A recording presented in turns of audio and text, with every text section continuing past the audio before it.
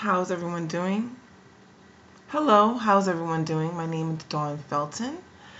I am a mother, a wife, and an author.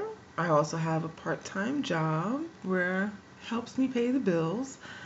And I can go into a great introduction and everything else, but the purpose of this video is for me to share and capture what I'm going through at this present time.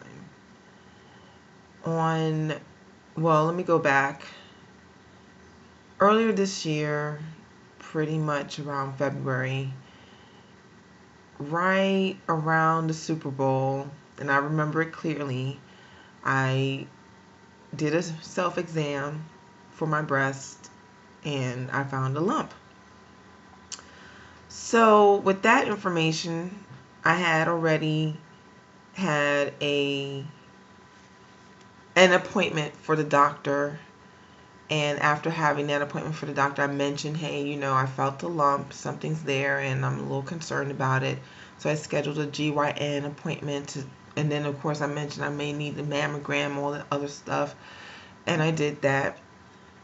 Long story short, because I took an exam, I went to the GYN in Grady the year before. Everything was fine. Everything was good, clean bill of health at that time. They actually sent me a letter in the mail saying, hey, it's time for you to schedule your mammogram. That was for April 13th. Well, April 13th, I had already scheduled an event at my school. And so I said, you know what? And that my school is my part-time job. And so I said, you know what? Well, I'll schedule for another time. And then at the time, the lump was getting smaller. Or actually, at one point, it wasn't even there after that. So I wasn't particularly worried. I was concerned, but I wasn't particularly worried. So on May 2nd, I went to the doctor. I went to the hospital to get a mammogram screening, and I was petrified of the screening itself. I really don't like the idea that the doctors are going to take my boob and squish it to x-ray it. However, I found out it wasn't that bad. It is a little uncomfortable, but let's think about it. If you had children, if you've done all the things that we've done in our lives as women, it's not that bad. But it's important. And then I got a call probably a few days later. Actually, I got one call a few days later saying come in for a follow-up. However, I got a call saying we'd like to use you as a test screen. We want to involve you in a study. And that kind of made me think, okay, I have a feeling if they want to involve me in a study, I know this is not good. They're calling me back for a follow-up. So I go to my follow-up on May 12th. While I'm there, I was told, yes, we do see a lump and a mass. And then I go into another room. The doctor's talking to me. While she's talking to me, she says, yeah, we see a lump, a mass, and there's a lymph node that we're concerned with. So I'm like, okay, well, what's next? So we have to biopsy your right breast in 3 different sections. I'm not stupid. When you tell somebody, guess what, we're going to have to biopsy in 3 different sections of your one breast, my brain already knew, guess what's up?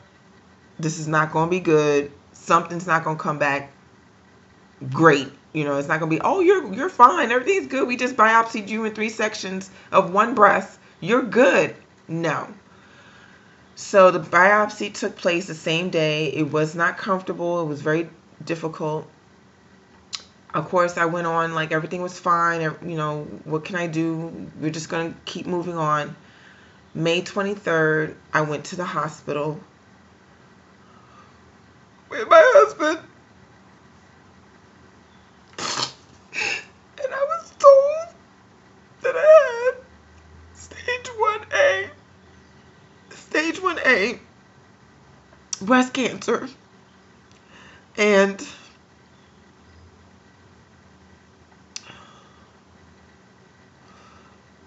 I wasn't 100% surprised, but I knew what what to do. I knew, but the explanation, of course, was that I had a lump. I had 2 lumps in my right breast. And where they're located, they're going to have to cut straight across my nipple and pretty much destroy my nipple. And I have to either get a lumpectomy or remove the entire breast. Now at this point, I'm not sure what I'm going to do. I'm not sure because it's all up in the air. I did a genetics testing where I had to spit into a tube so they can test my DNA to see whether or not I have a rare gene. They said there's only like 5% of the people in the world that have this rare gene where it's going to be, yeah, you're going to keep getting cancer. More than likely you'll keep getting breast cancer. Now, one of the questions that was inquired of me was, do I have any family members that had cancer? And I thought, well, my father had prostate cancer. I did forget at the time while I was in the hospital about my aunt dying of stage 4 terminal cancer.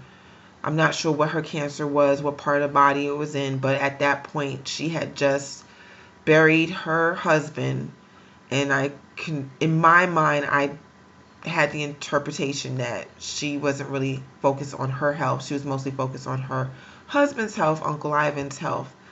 So I never thought it would happen to me. I never thought, here I am, 41 years old, first mammogram ever, I'm just going to say a negative, not great review. I'm not imagining in my life that I would be getting such news like this. I never imagined that this would happen to me, especially at such a young age. I'm 41. 41. Now I know women get it at all different ages. I do understand that. However, you just never think that the word cancer is going to come up. I don't care how in your mind you think you're going to be ready for it. You're never going to be ready for it. You're never going to be ready to hear this. You're never going to be ready to know that you're going to lose a part of your body to cancer. I don't care who you are. And now I just sit around and just wait to hear new results or what's going to happen next.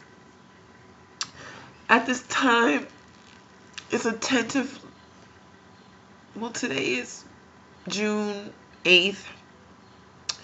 I have a tentatively scheduled appointment for July 3rd for the surgery to remove the cancer cells and the healthy tissue around the cancer cells. But anyway,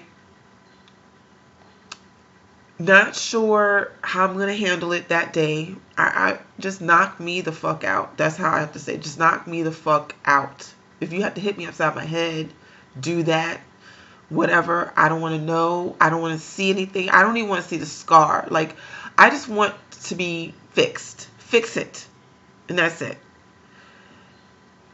About a week, probably a little over a week ago, I went online and looked up my information at my job, and it looks like I don't have any short-term disability. I don't have any long-term disability. I don't have it because I only work 20 hours a week.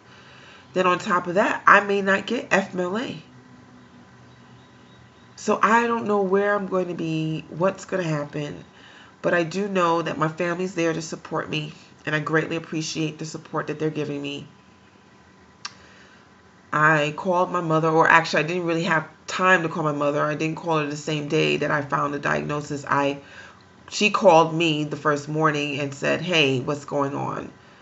And of course I broke the news. I just basically said, Mom, I have breast cancer. That's it. I have breast cancer. There's no, oh yeah, this is what they did, blah, blah, blah, blah. No, Mom, I have breast cancer. Okay. So she's like, okay, all right. I figured, especially since she had to do the biopsy, she was pretty much already preparing herself mentally for it. I took a while to call my father to tell him. He, of course, was not throwing things out the window or anything like that, but pretty much like, okay, all right, I understand. I see what's going to happen. If there's anything you need, blase, blase, I'll help you. So that's great. I took a little longer to tell my in-laws because I really wanted to make sure I told my parents. A friend of mine came in from out of town, and what I discovered, even though I said I wasn't going to tell her, I was going to wait. I didn't want to put this thought of gloom in her mind, or I wasn't sure what kind of reaction she was going to have. However, when I saw her and we're laughing and we're talking, I could not stare her in her face and not tell her what was going on. I had to tell her what was going on. I just knew I couldn't just sit there and just say, oh, everything's okay, I'm good, and ha ha ha ha, kiki kiki, and not express to a friend of mine or someone I call a friend that this is what's going on with my body. I don't know what's going on. I just know I may lose a breast. I may lose both breasts. Don't know. So anyway, that was last week, and last week was June 2nd. So on June 3rd, I told my in-laws, and of course, my in-laws are great. They were very understanding, and they were caring and supportive. And suggestion at this point is for me, after the surgery, for me to go to their house, stay with them so my mom and I can stay there and be more comfortable, what have you. Hope that goes well. I'm not sure. I'm just trying to get to the appointment date. So now here it is, June 8th, and I go into work. Now, mind you, I got the news on June 23rd. I went to work on June 24th. March. I got the news on May 23rd. I got the news on May 23rd. I went to work on May 24th. Hey, I'm fine. Everything's good. Don't worry about me. I think because it was just one day. It was just one day after hearing the news. I went in thinking, okay, fine, I'm just not going to tell anybody anything. But as time progressed and I'm hearing all these different things about what's going to happen, how the reconstruction may happen, may not happen, we don't know. So everything is pretty much up in the air. And if you notice, I have a new hair color, new haircut, what have you. So I did that on May 25th. I said, well, if the doctor says cancer, I'm going to cut and color and do something different with my hair. And I did. So it's red at the top, and then there's the ombre bright red at the bottom. Something I had talked to my cosmetologist about. I really wanted red at the top and then purple at the bottom. However, I chickened out. And also because it was going to be like another step, I just said I can't keep sitting here and lightening my hair and doing all this other stuff. I want to go home. The sad thing, I'm noticing nowadays I'm more comfortable at home by myself. I really don't want to be around too many people. But that's digressing to another situation. So I go into work today.